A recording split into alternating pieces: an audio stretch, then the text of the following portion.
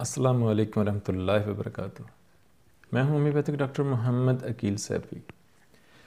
Testosterone level کو کیسے without medicine, without کسی انجیکشن کے بوسٹ کیا جا سکتا ہے، بڑھایا جا سکتا ہے؟ ناظرین، آپ جانتے ہیں میں آپ سے صرف اپنے کلینکل تجربات و مشاہدات شیئر کرتا ہوں، صرف پریکٹس کی بات کرتا ہوں، کوئی کتابی باتیں، کوئی سنی سنائی باتیں نہیں کرتا۔ آج آپ سے ایک پریکٹس کی بات کروں گا، ایک تجربے کی بات کروں گا۔ ٹیسٹوسٹیرون لیول کو کیسے بوسٹ کیا جا سکتا ہے؟ چند دن پہلے مجھے خیال آیا کہ میری عمر 37 سال ہو چکی ہے، کیوں نہ اپنا پورا میڈیکل کروایا جائے، اپنے تمام باڈی ٹیسٹ کروائے جائیں تاکہ اگر کوئی بیماری ہے تو اس کو پہلے ہی روکا جائے۔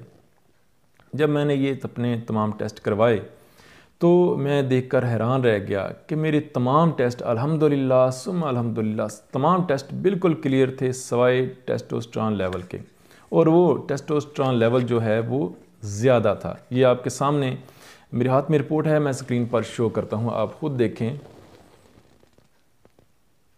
یہ دیکھیں کہ ٹیسٹوسٹیرون لیول جو ہے وہ 14.8 پوائنٹ ہے، 14.8 ہے، یعنی ایک نارمل انسان کے اندر 2 پوائنٹ سے تقریباً 10 پوائنٹ تک جو ہے ٹیسٹوسٹیرون لیول ہوتا ہے، اور بہترین ٹیسٹوسٹیرون لیول جو ہے وہ 10 پوائنٹ ہے، 10 پوائنٹ ہے۔ لیکن میرے اندر جو ٹیسٹوسٹیرون لیول ہے وہ 14.8 ہے، 14.8 ہے۔ یہ زیادہ کیوں ہوا؟ میں بھی حیران رہ گیا۔ پھر میں نے سوچا کہ یہ کیوں زیادہ ہے؟ میں نہ تو کوئی ایکسرسائز کرتا ہوں، نہ میں جم جاتا ہوں، نہ میں نے کوئی میڈیسن استعمال کی ہیں، نہ میں نے کوئی انجیکشن لگوائے ہیں، کوئی اس طرح کی کیا میں نے استعمال کیا۔ پھر مجھے یاد آیا کہ میں نے روٹین سے ہٹ کر، روٹین کی خوراک سے ہٹ کر اگر میں نے کچھ استعمال کیا ہے تو وہ ہے 5 کھجوریں اور 10 بادام کی گریاں۔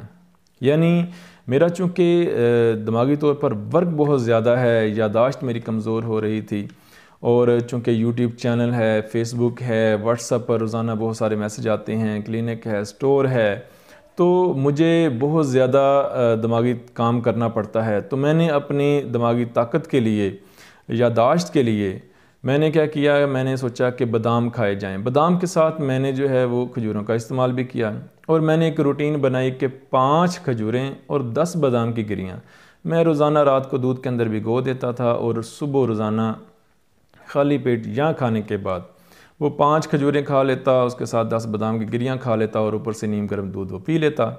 یہ میری روٹین تقریباً 3 ماہ سے تھی۔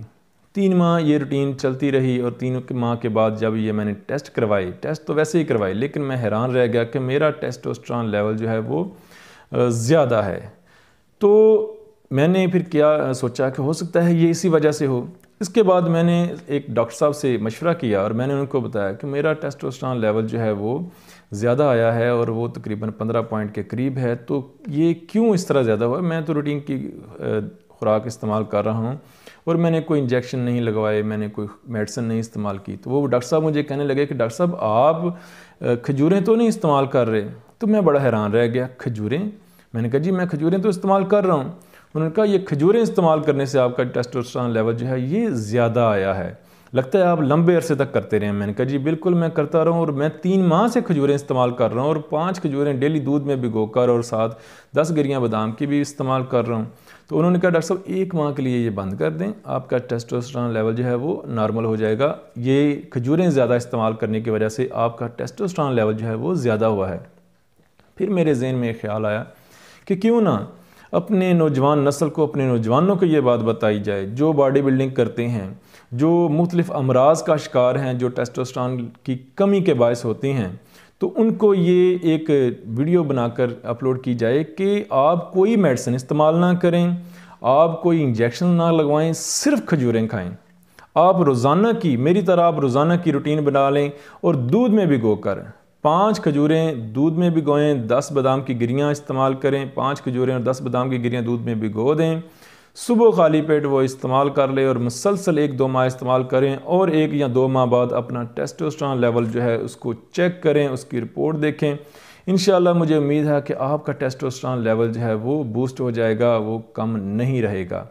اگر میری ویڈیو اچھی لگی ہو تو ایسی اچھی ویڈیوز کے لیے اور کلینکل تجربات و مشاہدات پر مبنی ویڈیوز کے لیے میرے چینل کو سبسکرائب کریں، ویڈیو کو لائک کریں، اپنی دعا میں یاد رکھیے گا۔ ہومیوپیتھک ڈاکٹر محمد عقیل سیفی۔